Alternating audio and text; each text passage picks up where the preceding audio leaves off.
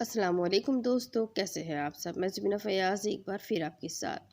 तो मैं शुरू कर रही हूँ किताब गम ना करे, जिसके राइटर है डॉक्टर आयज़ अल करनी और जिसका तर्जुमा किया है क़दरीफ़ शहबाज नदवी साहब ने। तो शुरू करते हैं गम ना करे पार्ट 45। ज़माना उलट फेर का नाम है। इब्न ज़ुबैर ने मोहम्मद बिन अल हनीफ़ा को मक्का की आरम जेल में बंद कर दिया और उस पर कसीर अज़ाह ने कहा, दुनिया की रौनक दुनिया वालों के लिए बाकी ना रहेगी। दुनिया की शिद्दत हमेशा रहने वाली नहीं है। इसकी एक मुद्दत है जो जल्द ही ख़त्म हो जाएगी।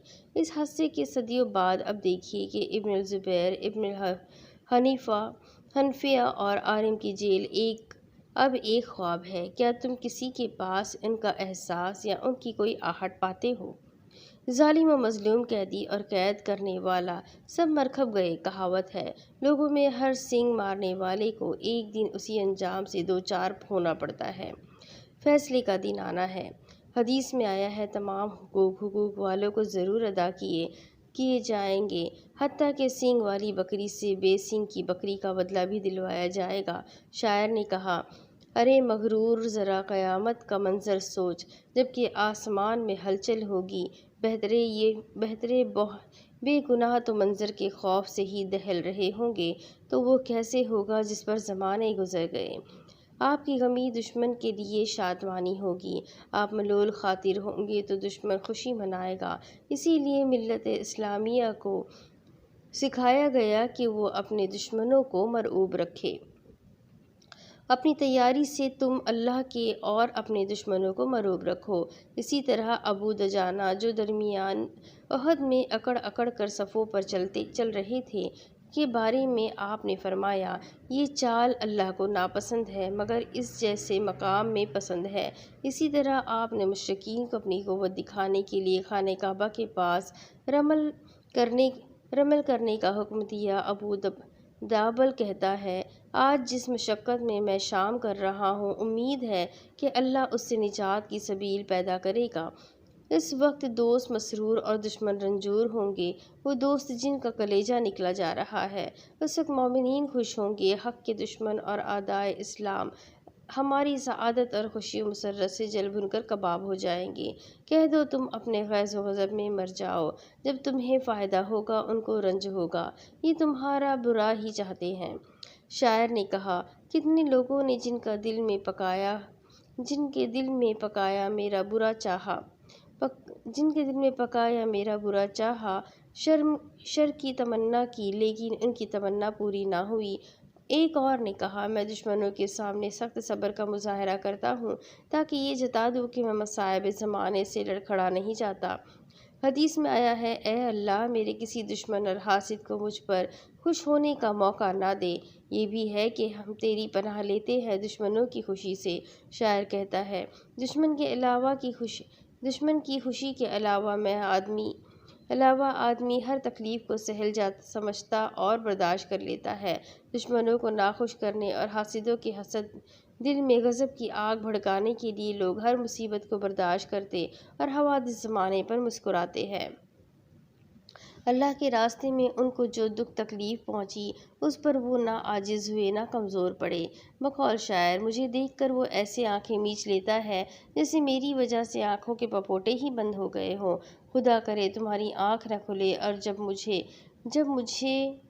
और मुझे जब भी मिलो नाक रगड़ते मिलो। नेक फाली व बदफाली। बस वो लोग जो ईमान लाए, हमारी आयात उनके ईमान और मुसर्रत में इजाफ़ा करती है, और जिनके दिलों में बीमारी है उनकी गंदगी को और बढ़ा देती है। वो हालत कुफ्र में मरते हैं। बहुत से सालिहीन पर मुशक्क़त और दुश्वार काम से नेक फ़ाल लेते और मनहज हक़ पर रह कर ही खैर देखते। बहुत मुमकिन है कि तुम जिन चीज़ों को नापसंद करो वो तुम्हारे लिए बेहतर हो, और जिसे पसंद करो वो शर हो। हज़रत अबू अल दरदा फरमाते हैं, मुझे वो 3 बातें अच्छी लगी है जो लोगों को बुरी लगती है। फ़क्र, मर्ज़ और मौत अच्छी लगती है, क्योंकि फ़क्र बेचारगी है, मर्ज़ कुफ़ारा है और मौत अल्लाह ताला से मुलाकात का नाम है। लेकिन बाज़ लोग फ़क्र की शदीद मज़म्मत करते हैं। शायर ने तो कहा है कि कुत्ते भी फ़कीर से नफ़रत करते हैं। جب کسی دن وہ تنگ حال فقیر کو دیکھتے ہیں تو اس پر بھونکتے اور دانت نکال دیتے ہیں۔ بخار کو بعض لوگوں نے یوں خوش آمدید کہا: گناہوں کا کفارہ کرنے والی جلدی جلدی آتی ہے۔ میں نے اللہ سے دعا کی کہ وہ ختم نہ ہو، لیکن متمنا نے اس مضمون میں بھی نکتہ پیدا کر دیا۔ میں نے بخار کے لیے چادر، تکیے اور گدے پیش کیے، لیکن اس نے انہیں مسترد کر دیا اور میری ہڈیوں میں گھس کر رات گزاری۔ حضرت یوسف نے قید خانے کے بارے میں فرمایا: جو بات یہ پیش کر رہی ہے اس کے مقابلے میں قید زیادہ بہتر ہے۔ علی بن الجہم نے قید کے بارے میں کہا: لوگوں نے کہا تم جیل میں ڈال دیے جاؤ گے۔ میں نے کہا مجھے قید سے کیا نقصان ہوگا؟ کون سی ہندی تلوار ہے جو نیام سے باہر نہیں نکلتی؟ اس کے برعکس علی بن محمد الکاتب نے کہا: لوگوں نے کہا تم قید کیے جاؤ گے۔ میں کہتا ہوں کہ میرے پیچھے پڑے زمانے نے ایک سخت آفت میں مجھے مبتلا کر دیا ہے۔ بہترے لوگوں نے موت کو خوش آمدید کہا ہے۔ معاذ کہتے ہیں: موت کو مرحبا ہے، ایسا دوست جو فاقے سے بچانے آیا اور جس میں نادم ہونے والا کامیاب ہو جاتا ہے۔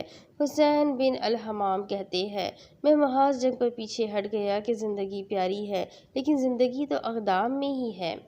ایک نے کہا: موت آئے تو کوئی حرج کی بات نہیں، لیکن دوسرے لوگوں نے موت کی برائی کی، اس سے راہ فرار اختیار کی اور اسے خوش آمدید نہیں کہا۔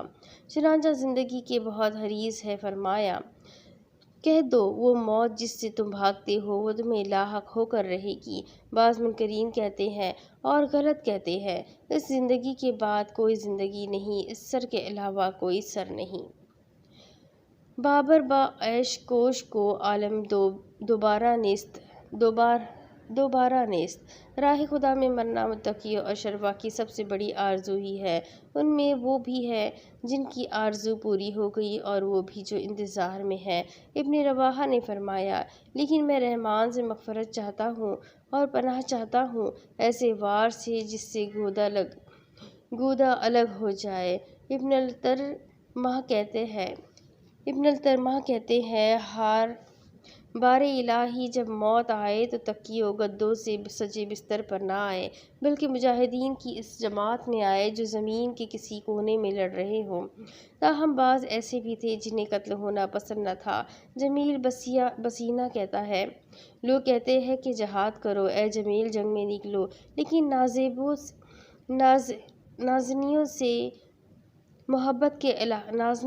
محبت کے علاوہ کون سا جہاد ہے جسے میں چاہوں؟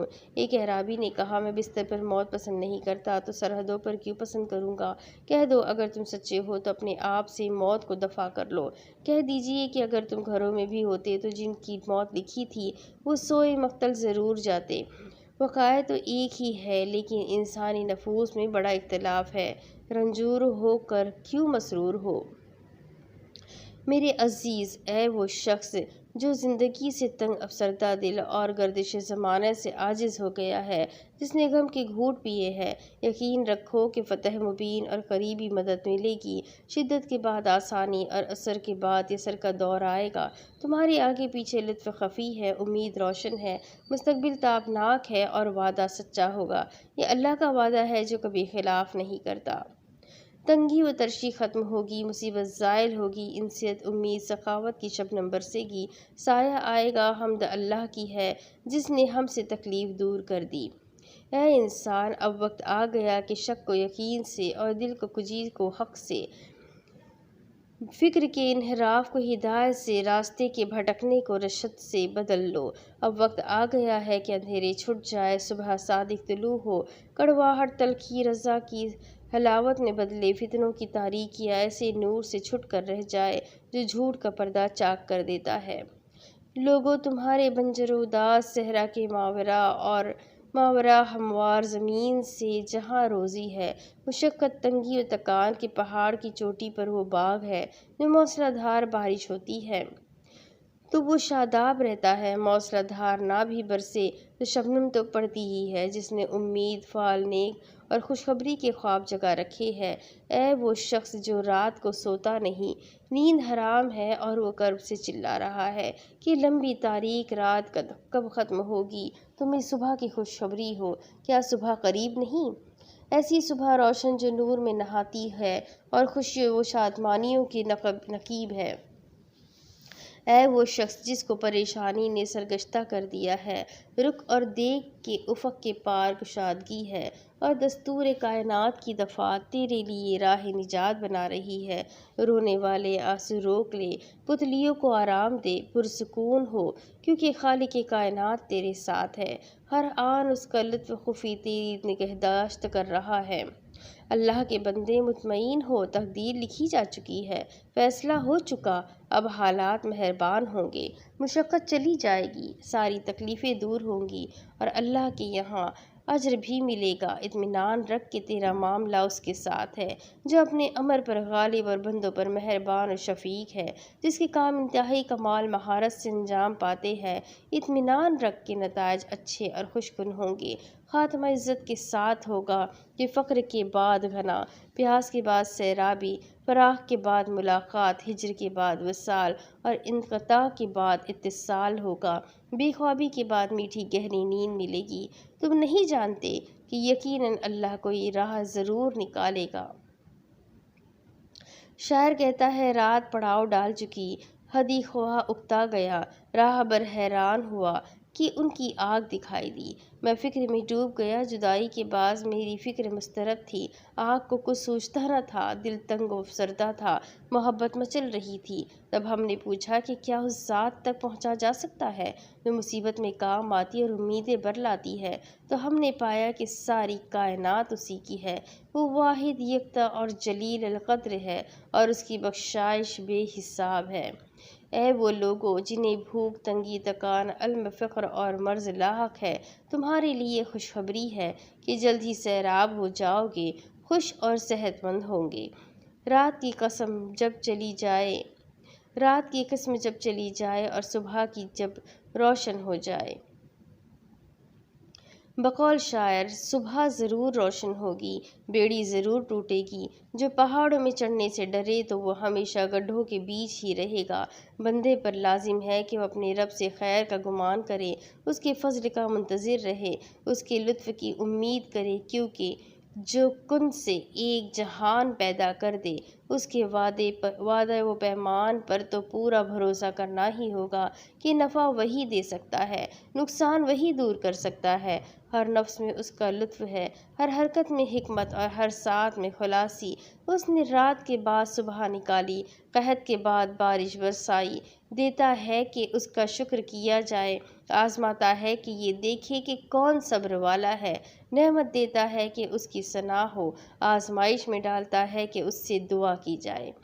اس لیے بندے کے لیے ضروری ہے کہ اس سے تعلق گہرا کرے، اس سے رابطہ استوار کرے اور زیادہ سے زیادہ سوال کرے۔ اب اس کے آگے کی کتاب میں آپ کو اگلی قسط میں پڑھ کر سناتی ہوں کہ آگے اس کتاب میں کیا لکھا ہے۔ امید کرتی ہوں آپ لوگوں کو ضرور پسند آ رہی ہوگی۔ اگر پسند آ رہی ہے تو اپنے کانٹیکٹ میں شیئر ضرور کریں، اپنے لوگوں کے ساتھ اس کتاب کو ضرور بانٹیں، انہیں بھی اس کتاب کو پڑھنے اور سمجھنے کا موقع دیں۔ تو چینل کو ساتھ ہی سبسکرائب ضرور کر لیں اور بیل آئیکن کو دبا دیں، ویڈیو کو لائک ضرور کریں، بھولیے گا نہیں۔ چلیں ملتے ہیں اگلی ویڈیو میں، تب تک کے لیے اپنا خوب سارا خیال رکھیں، مجھے بھی دعاؤں میں یاد رکھیں۔ اللہ حافظ۔